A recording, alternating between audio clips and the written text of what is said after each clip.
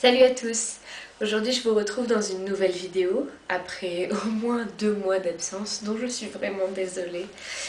Et aujourd'hui le topic de la vidéo est mon lissage brésilien.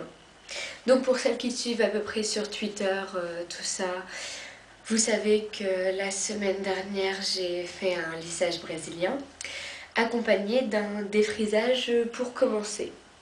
Donc je voulais vous parler de toutes les étapes du défrisage et du lissage que j'ai marqué dans mon petit cahier YouTube.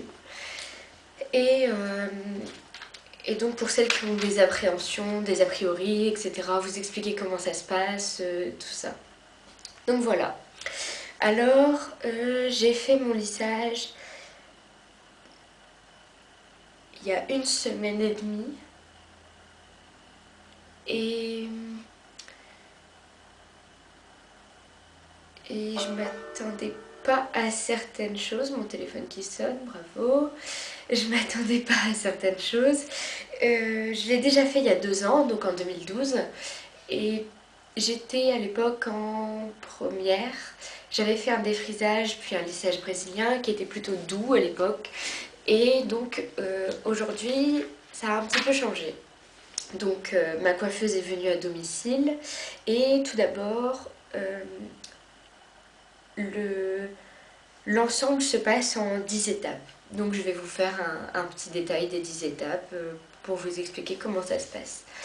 En tout premier lieu, vous avez les cheveux bouclés, il faut donc les lisser.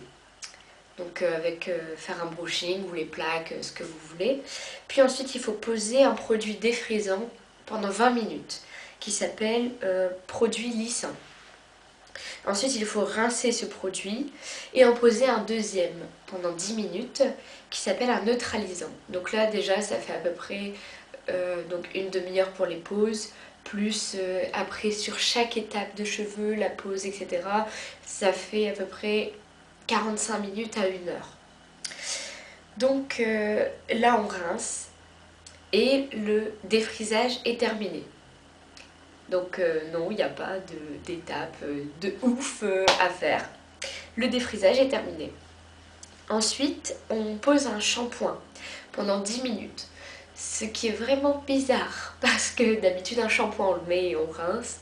Et là en fait il faut laisser le shampoing sur sa tête pendant une dizaine de minutes. Puis seulement après, étape 7, le rincer. Ensuite on pose un produit qui fait un peu comme une sorte de pâte très froide. Et franchement c'est pas du tout agréable parce que ça plaque les cheveux sur la peau et tout, c'est vraiment bizarre. Et d'habitude il faut poser des chaussons pour les oreilles pour vraiment pas que ça touche, tout ça, mettre un col, donc voilà.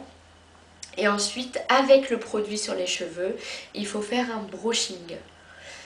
Et donc là ça libère vraiment une odeur très désagréable dans la pièce et ça pique les yeux. Donc la personne qui reçoit le lissage brésilien doit fermer les yeux et la coiffeuse doit porter un masque parce que les produits sont un peu toxiques à respirer et donc voilà.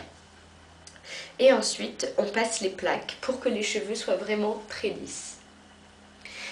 Et du coup ensuite une fois avoir passé les plaques, j'ai dû attendre 7 jours pour pouvoir me laver les cheveux, pour que le produit pénètre bien jusque l'intérieur du cheveu.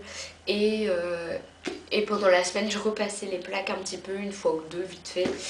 Et en lavant mes cheveux aujourd'hui, ils sont lisses. Pas comme ça bien sûr, mais comme si j'avais fait un brushing. Et après quand je passe les plaques, j'en ai plus que pour 15 minutes. Donc c'est vraiment génial, j'adore vraiment le travail que ma coiffeuse a fait et j'en suis vraiment très contente.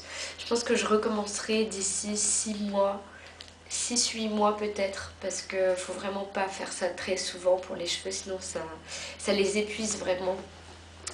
Et donc après, par rapport à ça, il faut acheter un shampoing spécial, sans parabènes, sans sulfate de sodium, etc. Donc je vous avouerai que c'est vraiment pas facile à trouver, mais elle m'a conseillé Matrix, qui est un shampoing vraiment sans tout ça, sans chlorure de sodium, etc. Et en plus, il sent vraiment très bon. Et Donc j'ai dû abandonner mon petit John Frieda, je suis vraiment désolée. Et... Mais sinon j'en suis vraiment très contente. Alors après le côté négatif c'est que par rapport au défrisage ou au lissage, je sais pas trop, la peau pèle. Mais pas seulement la peau qu'il y a ici ou sur les oreilles, la peau du crâne aussi. Donc des fois ça fait comme des petites plaques de pellicule, sauf que j'ai vraiment tout enlevé quand je me suis lissé les cheveux, mais c'est pas très agréable. Mais à force de les laver, une fois que cette pellicule là est partie, il n'y a plus rien. Mais bon, après je sais pas si vous verrez par rapport à mon oreille. Comme c'est ma coiffeuse qui est venue à la maison, elle avait oublié ses petites chaussettes d'oreille pour faire ça. Et, et du coup je lui ai dit que c'était pas grave et qu'elle pouvait le faire quand même. Mais du coup j'ai la peau de l'oreille qui pèle. Et en fait sur le crâne ça fait un petit peu... Oh, j'ai des bouts de peau qui partent en plus, c'est dégoûtant. Berk, berk, berk. Et... Mais ça va parce que il suffit de mettre un peu de crème hydratante. Et après pour le crâne, il faut vraiment attendre que cette pellicule là soit partie. Et après, si vous avez des problèmes de pellicule, bah forcément ils vont revenir. Mais j'ai pas de pellicule moi, donc c'est vraiment un coup de bol. Une fois que cette pellicule de peau sera partie, euh, il n'y aura plus rien et du coup on verra plus rien quand je me lisserai les cheveux. Et déjà là je les ai lavés 3 fois et au bout de la 3e fois j'ai quasiment plus rien, j'ai quasiment plus de morceaux de peau qui s'en vont entre guillemets, si je peux dire ça comme ça. Et du coup non, il y a juste sur mon oreille où il faut que je mette de la crème hydratante vraiment pour éradiquer ça. Donc voilà. Après par rapport au prix que j'ai payé, le défrisage coûte 50 € et le lissage brésilien 120. Donc ça fait un total de 170. En plus de ça, elle m'a coupé les cheveux. Euh, Normalement c'est une quinzaine d'euros. Et là du coup bah, c'était compris dans le prix de tout ça. Euh, J'habite à Maubeuge pour celles qui voudraient le faire. Sur Maubeuge et la région, donc tout ce qui est Gemont, Aumont, Marpan, etc. Euh, Celles qui voudraient vraiment tenter de faire ça, vous pouvez m'envoyer un message sur ma boîte mail.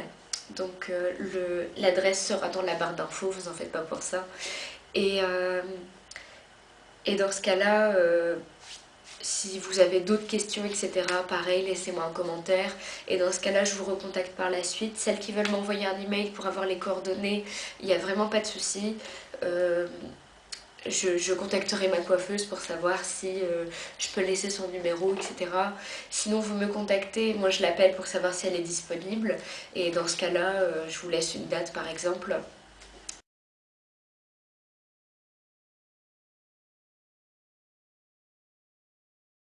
Belle vidéo.